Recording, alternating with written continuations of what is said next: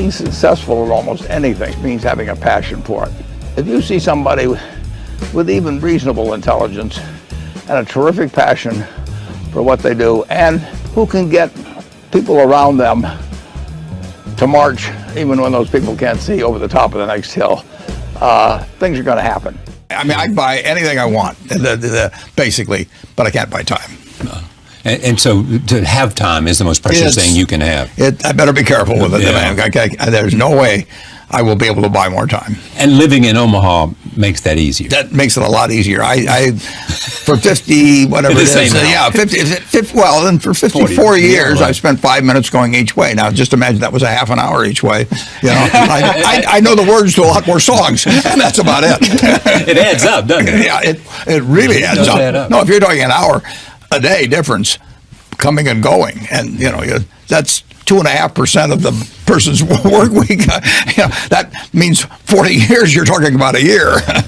What brings you the most satisfaction beyond family? Well, my greatest satisfaction is just staying in good health. I mean, when you're 86, I mean, you look at this a little liberally.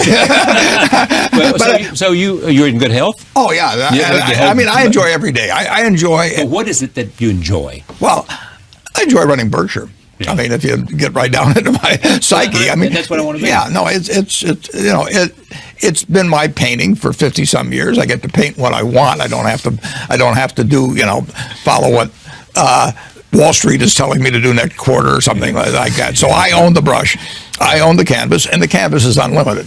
Now that's a pretty nice game, and I get to do it every day with people I like. I don't have to associate with anyone that causes my stomach to churn. If I were in politics, I'd have to smile at a lot of people that I want to hit. You just don't talk to them. It's really, I've got a good deal. I'm hanging on to it.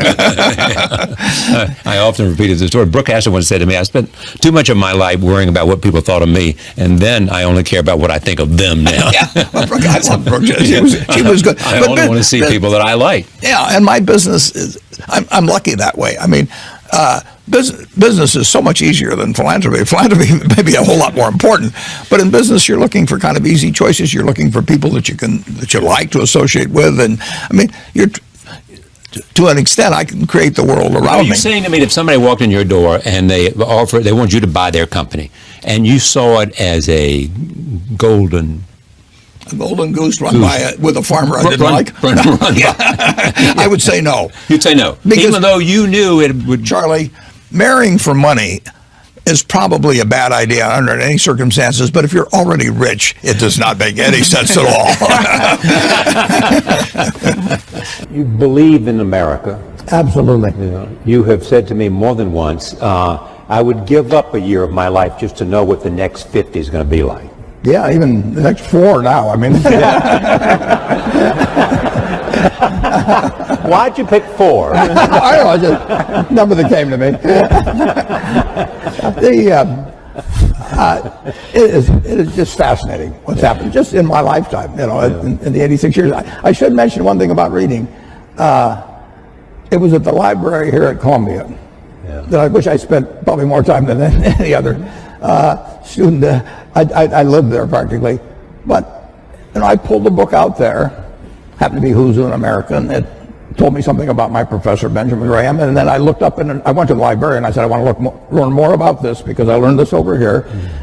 That changed my whole life. We own Geico now because of that librarian directing me to some other book and then following through on that. It's the chance. I read about 1/5 the pace that Bill does, but I still spend 5 or 6 hours a day reading. I mean, you can learn so much. I particularly love biography. Just to be able to live the lives of these people that have been so extraordinary, the lessons and the discouragements they face, just everything about it. So you can't get enough of reading it. And I read the book when I was 19 called The Intelligent Investor, and I'd been interested in investments since I was maybe 7 or 8, but I'd read every book in the Omaha Public Library by the time I was 11. So why do you think you were interested in investing when you were 7 or 8?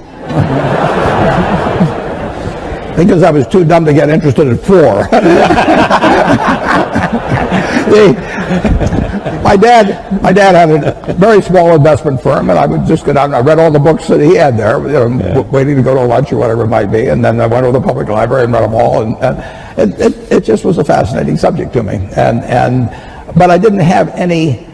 I knew what everybody thought and all of that at an early age, but what Graham wrote made sense. To investing per se, is there something about your core competence that made investing the perfect place for you to be? Yeah, it certainly wasn't be a pro football player.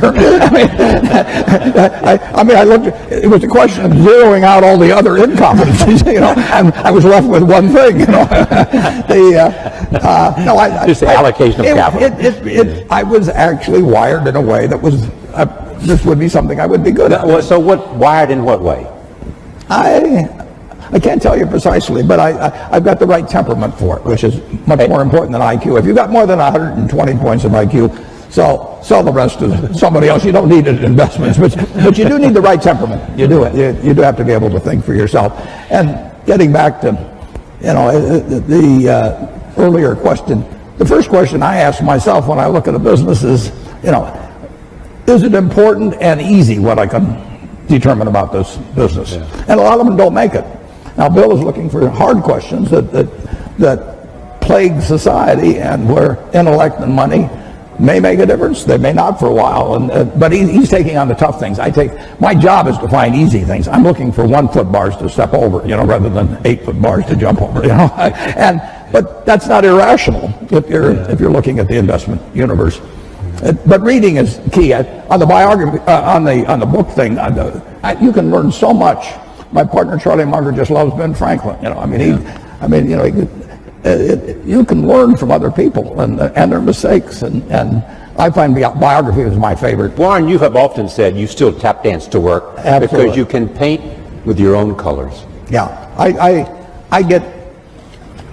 I'm as excited about tomorrow in terms of what's going to happen as I was when I started. I was having a lot of fun when I started, but I'm having just as much fun now. And when I was here at Columbia, I had this terrible fear. It was impossible for me to speak in public. I wasn't able to do it. I actually read an ad in the New York Times. I went down to Midtown, signed up for a course, gave the guy a check, and then stopped payment on the check. I was just petrified. But finally, and actually, after you get through hearing me today, maybe you'll wish I'd stayed afraid of public speaking, but that's another question. When I got out to Omaha, I finally decided I just had to do it, so I gave a guy $100 in cash, and once I parted with $100 in cash, I'd jump off the Grand Canyon to get my money's worth. So, but it changed my life. But I would say this: don't fear failure. Almost everything that's turned out, I got turned down by Harvard. The best thing that ever happened, among other some good things that happened that didn't seem good at the time. Don't worry about. And don't let it eat at you or look back. Just keep going, because you're going to have some things and forget them. Go forward. All right, I want to go to the back of the room, right back there, wherever number 3 is. Hi, my name is Matthew Mann. I'm a first year at Columbia Business School. Both of you had a moment where you went out on your own. And I guess my question would be, if you were to do it all over again, you're in our shoes, what industry would that be in? Where would you start your own business today? I'd do the same thing. Yeah. The one thing, I'd be a failure at anything else probably. I'm not gonna, I had fun when I was in my 20s, my 30s. Now I'm 86. I'm having fun, and so I advise students as much as possible. Look for the job that you would take if you didn't need a job. Don't sleepwalk through life, and don't say it's all going to be great. I'll do this and I'll do that, and I'm just marking time to get to be older. As I've told people, that's like saving up sex for your old age. It just is not. It is not a good idea. Yeah.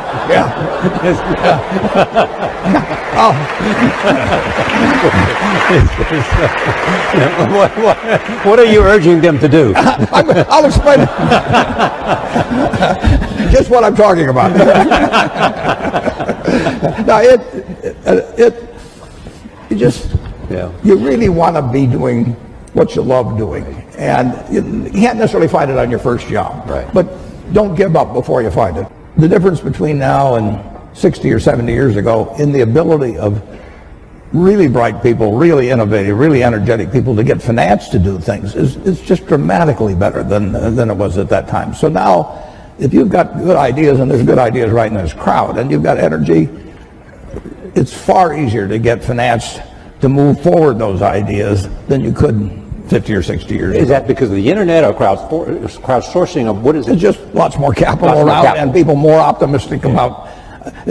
People are very optimistic about business. But better ways to connect the two, Yeah, the absolutely. capital and those Absolutely, and the ideas. it's dramatic. Many industrial-based communities have been severely affected with higher levels of unemployment due to the increasing utilization of automation, which ends up displacing workers. What do you believe is a possible solution to unemployment arising from automation? How technology and the impact technology is having on jobs and the demand for new kinds of skills. Yeah, we were here in 1800 and conducting this, and somebody would point out that eventually tractors would come along and better fertilizer and everything, and that 80% of the people are now employed on the farm, and in a couple of hundred years it's going to be 2 or 3%. And what are we going to do with all these people? Well, the answer is we release them. Keynes wrote something about it in something called Essays on Persuasion. He wrote in 1930 about what a more prosperous society would become like. And he actually postulated that in 100 years, and we're now 87 years from that, that there would be 4 to 8 times as much output per capita. And he's remarkable, but he didn't quite get how it might get distributed. But the idea of more output per capita, which is what the progress is made on productivity, that should be harmful to society is crazy. I mean, the distribution may be a problem, but if one person could push a button and turn out everything we turn out now, is that good for the world or bad for the world? You'd have to figure out how to distribute it, but you'd free up all kinds of possibilities for everything else. So everything should be devoted initially to getting greater productivity, but people who fall by the wayside through no fault of their own, as the goose lays more golden eggs, should still get a chance to participate in that prosperity, and that's where government comes in. Whether you're going to make an investment in a company or whether you're going to buy the company, what are the factors that you're looking for? What test? I'm looking for durable competitive advantage. I'm looking for something that has a moat around it for a considerable period of time. And I'm looking for an honest and able management to run it, because I don't know how to run it myself. And I'm looking for a purchase price that's not excessive. But it's better to pay a little too much for something that's a very good business than it is to buy some bargain, but really a company without much of a future. And I don't know. I don't have a ability to predict with a high probability of success the future of most companies. So I'm looking for the exception. But the nice thing is, if there's thousands of companies out there, I really only have to be right on a couple. I mean, it's exactly the opposite of baseball, where you have called strikes, and the pitcher's trying to throw it to you at the worst part of the strike zone for you. And if he succeeds in getting into that corner 3 times and you don't swing, you're out. And in investing, it's a no called strike thing. So I can sit there all day and somebody can throw me one company after another, and finally I get one in my sweet spot. Both of you have chosen both wives and partners well. Charlie Munger added what to you? Oh, Charlie Munger changed my views. He refined them in a huge way in terms of looking for the quality companies and looking for the ability to make an investment that would work out well for 5 or 10 or 20 years, as opposed to something there might be one. I call it cigar butt investing, where there was one puff left in the cigar, but the cigar was free, so you picked up these disgusting looking things and got one puff out of them and went on to another one. And that worked okay, but it was small scale, and it really doesn't build something satisfying. So he kept forcing me in the direction of saying, is this really a business we want to own for forever? And do we want to get associated? It's like a marriage. I mean, do you want to get associated with this person forever? And it's a great way to look at things. It's more fun with a partner. I mean, Charlie and I have had more fun working together than either one of us would have had individually, and we have never had an argument after working together for 58 years. You talk every day? Not anymore, because we know what the other guy's going to say. We just grunt. Well, my own personal thought is that every life is of equal value, and in many ways,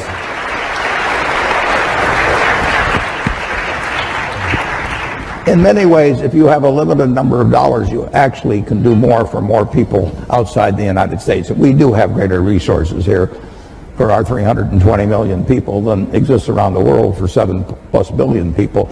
So if you can improve the lot of more people by intelligently spending $1 billion or any other number in other areas of the world actually than here. And I get, coming from Omaha and having the money I have, people can say, well, why not spend it all in Omaha? You know, you grew up here in Omaha, it's done all kinds of things for you, and I absolutely acknowledge that. But in the end, if I've got X dollars to spend, I can make life better for more people if I can have it intelligently allocated in other parts of the world actually than the United States. And that draws a fair amount of criticism, but you know, I live with it because that's just what I believe.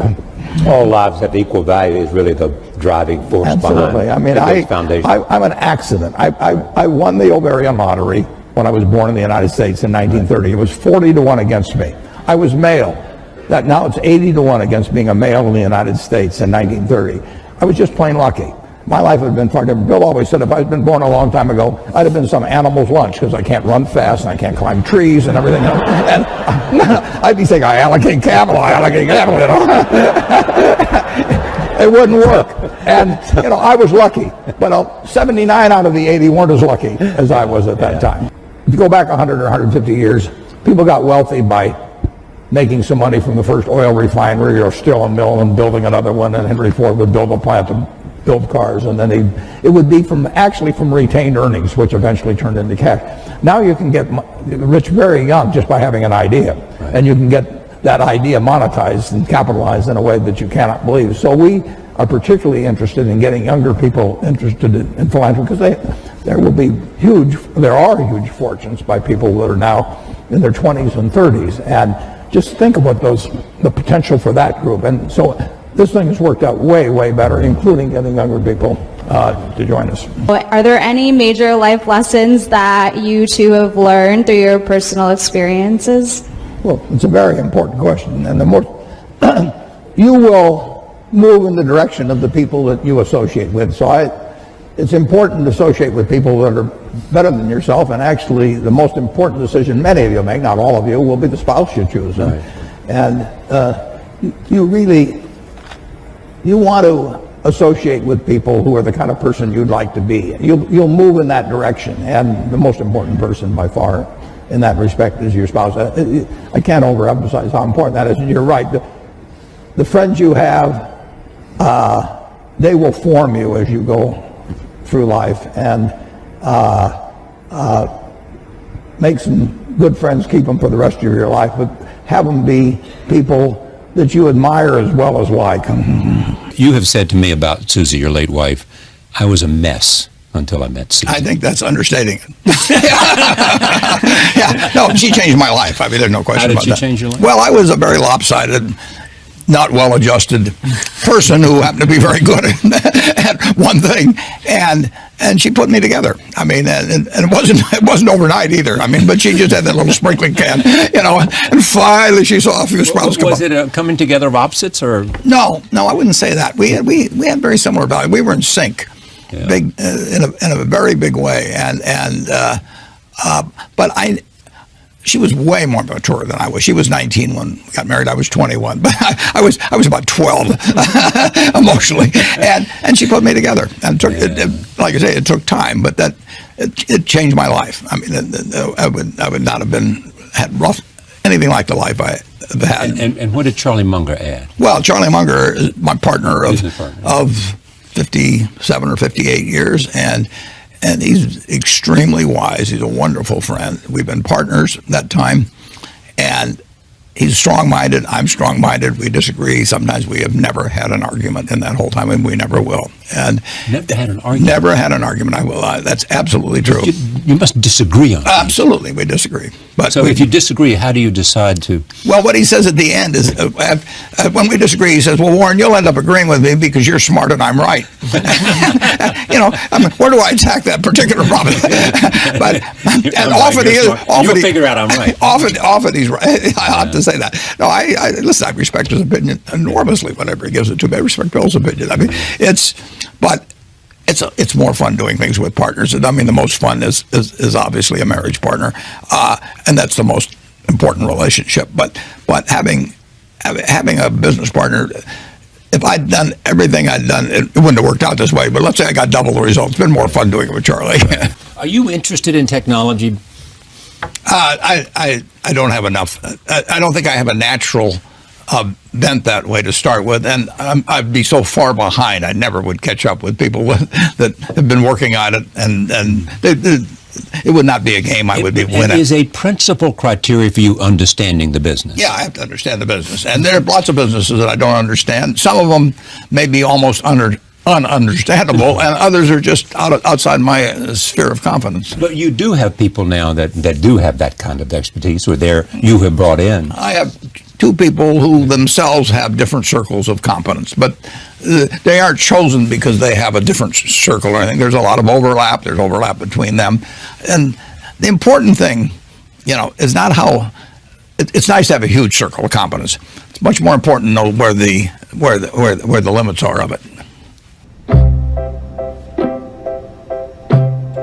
I was genetically blessed with a certain wiring that's very useful in a highly developed market system where there's lots of chips on the table, and I happen to be good at that game. Ted Williams wrote a book called The Science of Hitting, and in it he had a picture of himself at bat and the strike zone broken into, I think, 77 squares. And he said if he waited for the pitch that was really in a sweet spot, he would bat 400, and if he had to swing at something on the lower corner, he would probably bat 235. And in investing, I'm in a no-called strike business, which is the best business you can be in. I can look at 1,000 different companies, and I don't have to be right on every one of them, or even 50 of them. So I can pick the ball I want to hit. And the trick in investing is just to sit there and watch pitch after pitch go by and wait for the one right in your sweet spot. And if people are yelling, "Swing, you bum," ignore them. There's a temptation for people to act far too frequently in stocks simply because they're so liquid. Over the years, you develop a lot of filters.